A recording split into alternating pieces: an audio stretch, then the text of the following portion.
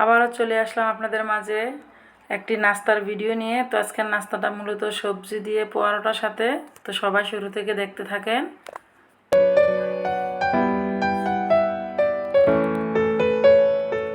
Hello everyone, আসসালামু আলাইকুম। কেমন আছেন সবাই? আশা করি আল্লাহর রহমতে সবাই ভালো আছেন, সুস্থ আছেন। আলহামদুলিল্লাহ, আমিও আল্লাহর অশেষ রহমতে ভালো আছি, সুস্থ আছি। তো আজ আপনাদের মাঝে শেয়ার করব আমার সবজি রান্না পরোটার সাথে।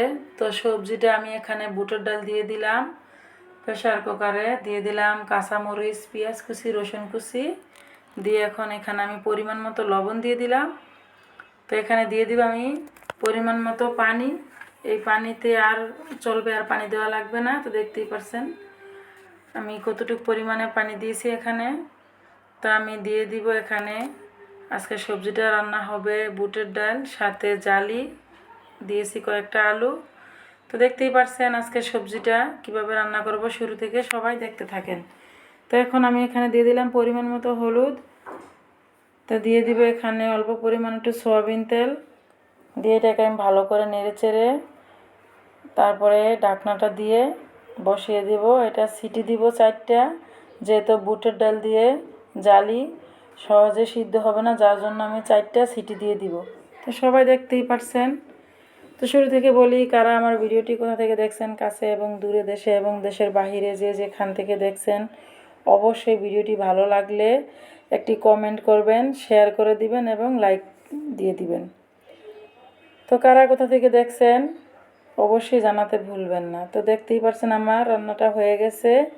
এখন এখানে আমি রান্নাটা শেষ, আমি দিয়ে দিব পেঁয়াজ কুচি, রসুন কুচি দিয়ে সাথে পাঁচফোড়ন দিয়ে ভেজে আমি এটাতে দিয়ে দিব। তো রান্নাটা হয়ে গেছে দেখতেই পাচ্ছেন। এখানে আমি রসুন কুচি, পেঁয়াজ কুচি দিয়ে তেল দিয়ে দিব, সাথে দিয়ে দিব পাঁচফোড়ন, দিয়ে দিব কয়েকটা জিরা, এখন দিয়ে দিলাম শুকনো মরিচ দিয়ে এটাকে ভালো করে ভেজে আমি এখানে সবজিটাতে দিয়ে দিব। তো চমৎকার মজা হয়েছে সবজিটা আজকাল। আপনাদের কার কার এভাবে সবজি রান্না করতে পছন্দ অবশ্যই কমেন্টে জানাবেন। আপনারা এভাবে রান্না করে খেয়ে দেখতে পারেন, সত্যি খুবই মজা হয়েছে সবজিটা। তো বিশেষ কথা হলো, কার কিভাবে পছন্দ সেটা অবশ্যই কমেন্টে জানাবেন। আর কথা হলো যে রান্না করতে করতে আপনাদের সাথে কিছু কথা শেয়ার করতে চাই। তো কথা হলো যে সব সময় জানেন কাছের মানুষগুলাই না মানে মজা নেয়, খোঁচা দিয়ে কথা বলে, এই ধরনের মানুষগুলোর স্বভাব আসলে জীবনেও পাল্টাবে না। কখনো পেটের কথা কারো কাছে বলতে নেই। আপনি যখনই আপনার নিজের পেটের কথাটা কারো কাছে শেয়ার করবেন, একটা সময় সুযোগে সেই আপনাকে 10টা কথা শুনিয়ে দিবে। কারণ সে তো আপনার বিতর্কত সব জানে, যার জন্য সে কথা বলতে একটুকুও দ্বিধাবোধ করে না। তো কথা বলতে বলতে চলে আসলাম পোয়াটার ঢো বানাতে। এখানে আমি গরম পানি করে দিলাম, সাথে দিয়ে দিলাম লবণ, অল্প পরিমাণে সয়াবিন তেল। তো সত্যি কথা বলতে কি, আজকের আমার বয়সটা দিতে খুবই প্রবলেম হয়েছে।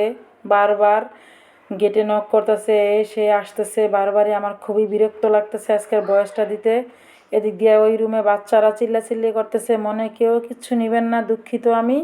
আসলে আমার ঘরে সব সময়ই চিল্লাচিল্লি পারাপারি থাকে, বাচ্চা কাচ্চা এসে, এগুলো নিয়ে আর বলার কিচ্ছুই নাই। খুবই কষ্ট লাগে বয়স দিতে। তো আপনারা মনে কিছু নেবেন না, সত্যি বয়সটা আউটলাইন থেকে আসলে আপনারা ভাববেন যে আমার ঘরে সত্যি চিল্লাচিল্লি হয়। তো দেখতেই পাচ্ছেন এখন আমি এখানে পরোটার ঢোটা করে নিলাম। এখন এখানে প্রসেসিং করে নিলাম রুটি বেলার জন্য। প্রথম একবার বেলে নিয়ে তারপরে আবারও নিতে হয়। পরোটা বানাতে যেমন কষ্ট তেমনি আবার খেতে স্বাদ, খুবই সফট হয় এমনি পরোটা বানিয়ে খাইলে। আপনারা যদি এভাবে আমার ভালো লাগে পরোটা বানানো দেখলে আপনাদের, তাহলে অবশ্যই আপনারা এভাবে বানিয়ে বাসায় খেতে পারেন। আর যারা যারা আমার বাসার কাছে আছেন অবশ্যই দাওয়াত রইল, এসে খেয়ে যাবেন। তো চতুর্দিক থেকে চিল্লাচিল্লি শব্দ আসতেছে আজকে প্রচণ্ড। কয়েকবারই বয়সটা কেটে দিছি, কোনো মতেই ভালোভাবে দিতে পারতেছি না, দুঃখিত। আপনারা কেউ কিছু মনে নেবেন না। আমার রাস্তা সাইডে বাসা, বাসায় অতিরিক্ত মেহমান, চিল্লাচিল্লি, এইটা সেটা সব নিয়ে আসলে মূলত আমি ভিডিও বানাতে খুবই কষ্ট হয়। এই কথাটা আসলে বারবার আপনাদের মাঝে বলতে চাই, আপনারা অবশ্যই বুঝবেন। আর কিচ্ছু বলার নাই আমার। তো সবাই আমার ভিডিওর সাথে থাকবেন। আমার ভিডিওটি ভালো লাগলে অবশ্যই কমেন্টে জানাতে ভুলবেন না। তো আমি ভিডিও বানাতে খুবই আমার পছন্দ, কিন্তু আমি সময়ের কারণে ভিডিও আপলোড দিতে পারি না। জানেনই তো, এত চিল্লাচিল্লিতে কি আর ভিডিওতে ভয়েস দেওয়া যায়? খুবই দুঃখজনক বিষয়, কি বলবো আর। তো সবাই ভালো থাকবেন, সুস্থ থাকবেন, আবারও দেখা হবে। আল্লাহ হাফেজ।